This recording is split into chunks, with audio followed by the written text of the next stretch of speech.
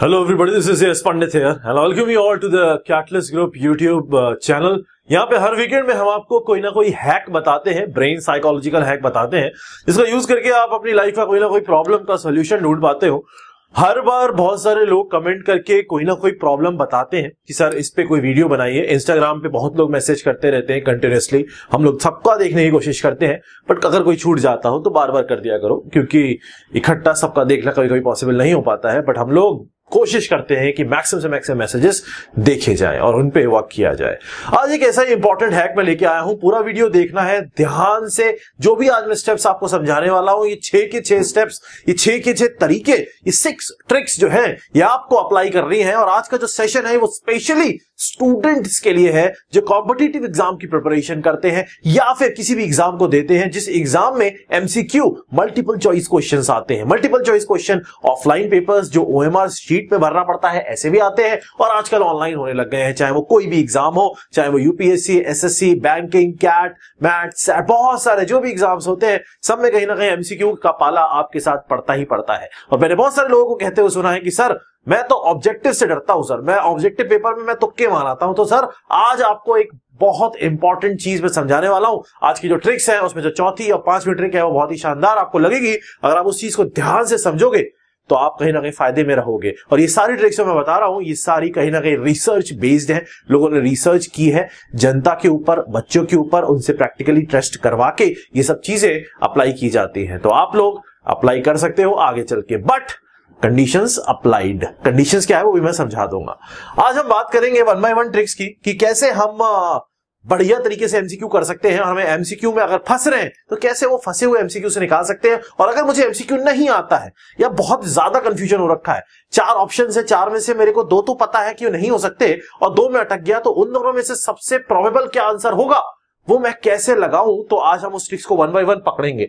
Number 1 पहली trick समझते हैं। सबसे पहला इंपॉर्टेंट स्टेप, सबसे पहला इंपॉर्टेंट चीज जो आपको हमेशा ध्यान रखनी है वो ये है कि नेवर फॉलो द सीक्वेंस। हम लोगों की एक बीमारी होती है, हम लोगों की एक प्रॉब्लम होती है कि जब हम क्वेश्चन पेपर उठाते हैं तो हमारी एक आदत होती है कि या तो फर्स्ट क्वेश्चन से स्टार्ट करते हैं। ये मैंने कई बार स्ट्रैटेजी वीडियोस में भी बताया है। जैसे फॉर एग्जांपल मैंने यूपीएससी स्ट्रैटेजी और एसएससी स्ट्रैटेजी पे बहुत सारे वीडियोस बनाए हैं, आरआरबी भी बनाया था, तो भी मैंने ये चीज समझाई थी। बट काफी लोग नए हो जिनको नहीं पता है, तो इसलिए फिर से समझा देता हूं। Never follow the sequence. Never follow the sequence मतलब अगर आप 1 से स्टार्ट करते हो फिर 2, 3, 4, 5, 6 ऐसे जाते हो, नहीं करना है।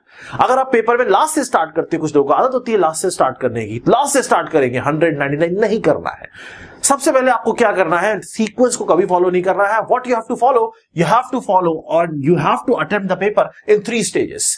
3 स्टेजेस में आपको पेपर को अटेम्प्ट करना है, 3 स्टेजेस के अंदर। अगर फॉर एग्जांपल आपका paper, for example let's say that 3 hour का आपका पेपर है, 3 घंटे का आपका पेपर है, तो you have to break it into 3 separate stages. क्या क्या सेपरेट स्टेज हो सकती है? नंबर 1 पहली स्टेज होगी आपकी 45 मिनट्स के आसपास की।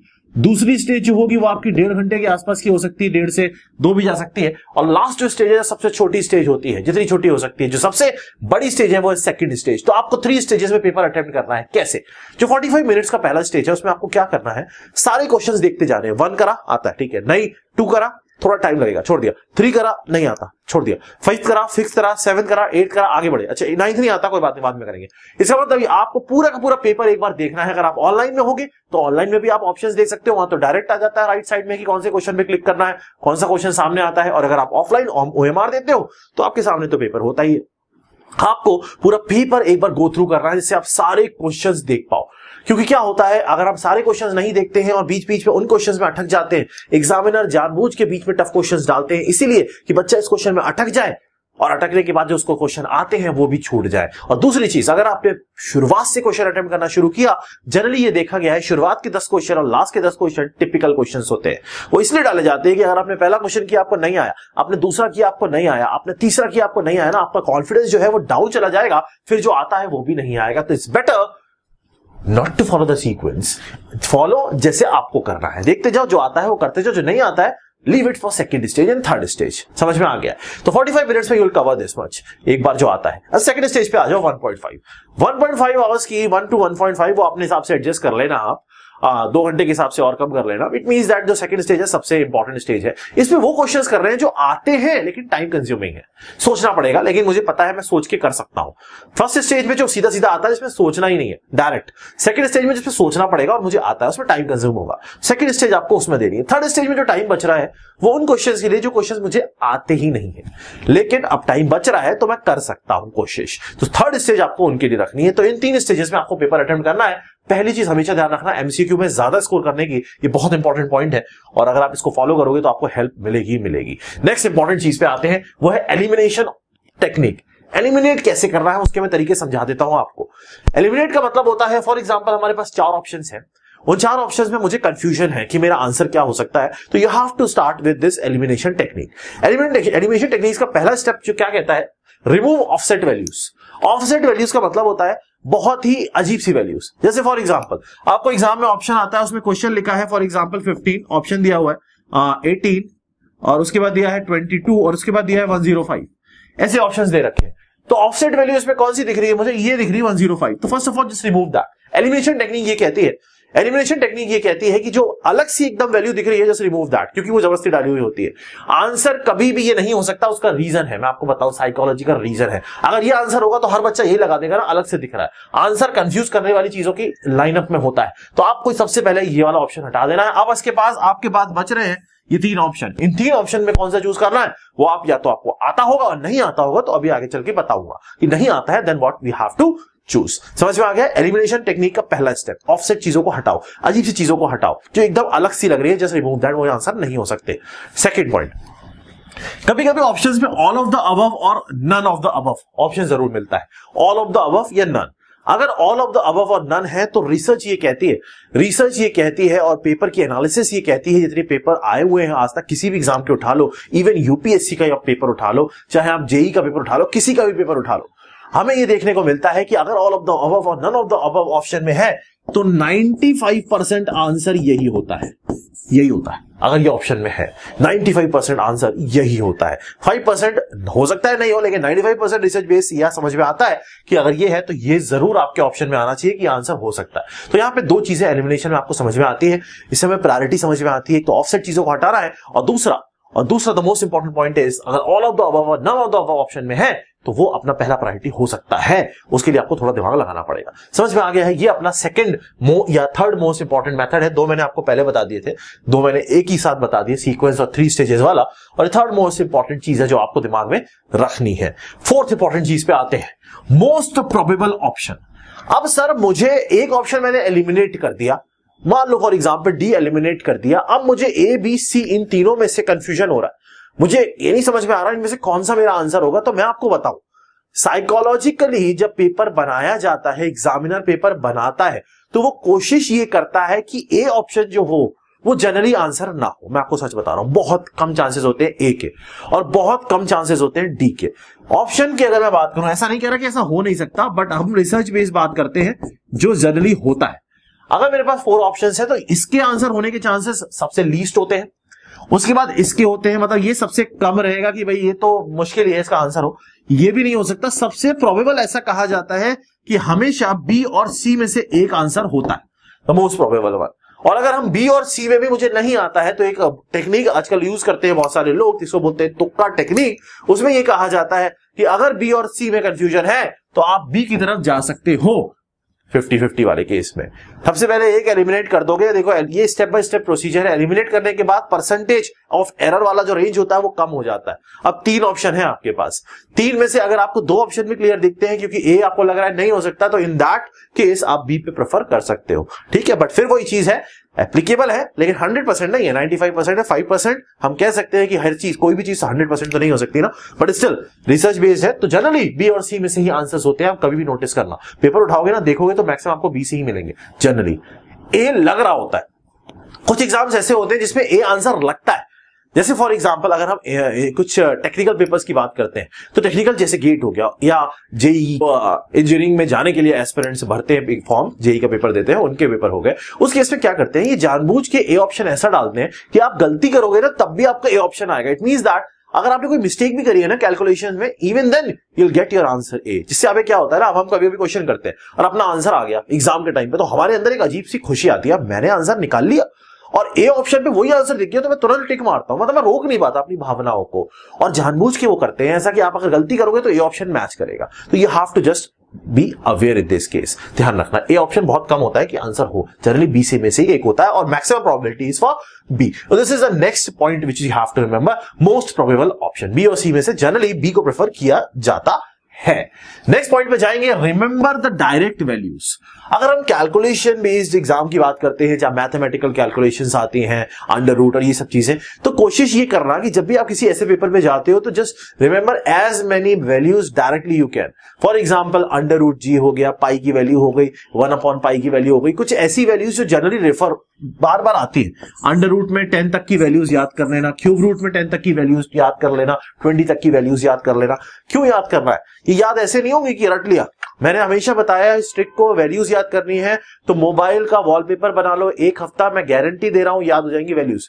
पेपर में लिखो, पिक्चर क्लिक करो, मोबाइल का वॉलपेपर बना लो। और ज्यादा आपको चाहिए तो व्हाट्सएप का वॉलपेपर बना लो। व्हाट्सएप पे तो पूरे दिन बैठे रहते हो ना चैट करने के लिए, है ना?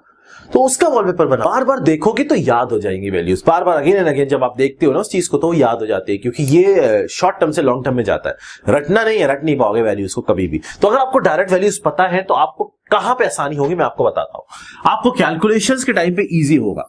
कैलकुलेशंस में आप अप्रोक्सीमेशंस लगा सकते हो। अप्रोक्सीमेशंस का मतलब होता है, और ये प्रैक्टिस से आता है, खूब प्रैक्टिस करनी पड़ेगी तभी काम बनेगा, ऐसे नहीं।